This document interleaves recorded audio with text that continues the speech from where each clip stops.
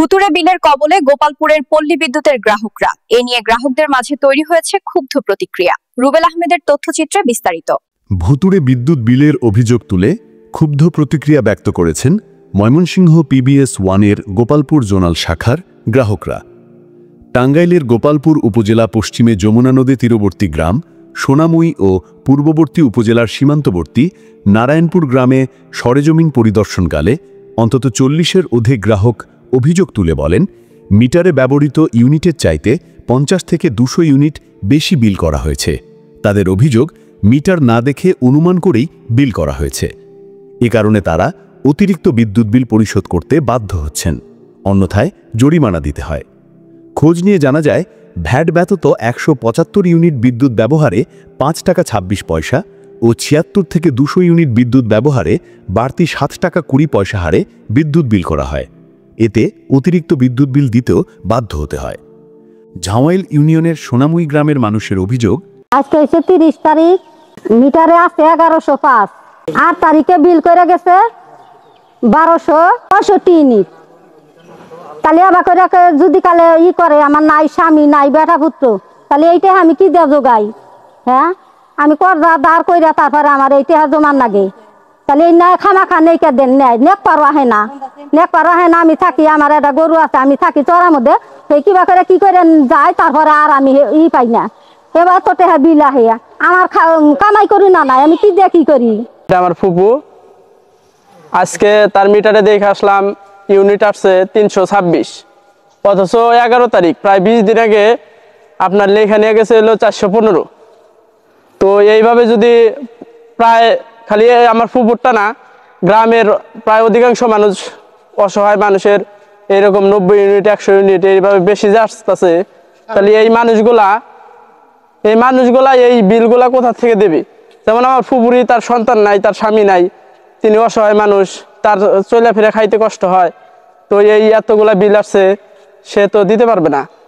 তাহলে এটার একটা আমরা পুরা সোনামুই এলাকাবাসী এটার একটা প্রতিকার চাই, এটার একটা সমাধান চাই। 11/6/2025 বিল প্রস্তুত করা হয়েছে।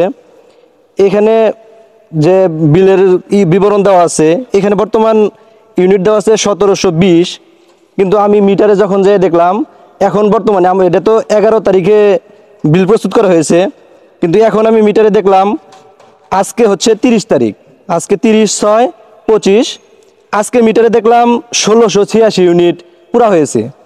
এখনও আমার যে কাগজের যে লেখা আছে 1720, এইটা এখন পর্যন্ত পুরা হয় নাই। কিন্তু কিভাবে তারা এখন এই 11 তারিখে 1720 ইউনিট লিখে নিয়ে গেল, এটা আসলে বুঝে আসতেছে না যে তারা কিভাবে এরকমই করছে। আমাদের মহল্লা এলাকায় এরকম একাধিক বিলের কাগজ এরকম দেখতে পেয়েছি যে কাগজগুলোতে একই সমস্যা, মিটারের সাথে কাগজের সাথে কোনো সামঞ্জস্য নেই।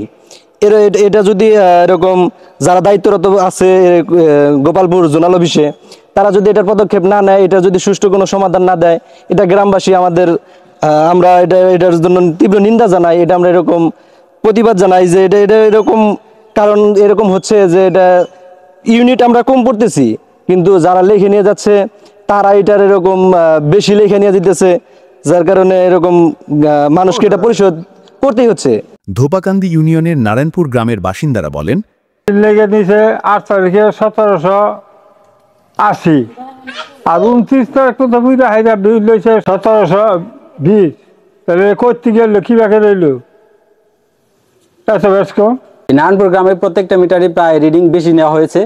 আমাদের এই মিটারে রিডিং অনেক বেশি নেওয়া হয়েছে। এখানে রিডিং এখন বর্তমানে আছে 6575, অথচ 8 তারিখে এটা রিডিং নেওয়া হয়েছে 6630 ইউনিট রিডিং করে নেওয়া হয়েছে। অর্থাৎ প্রায় যে রিডিং করে নেওয়া হয়েছে এখন পর্যন্ত সেই পরিমাণ বিদ্যুৎ আমরা পুড়তে পারি নাই, অর্থাৎ বেশি রিডিং করে নেওয়া হয়েছে, প্রায় 70 ইউনিটের মতো বেশি।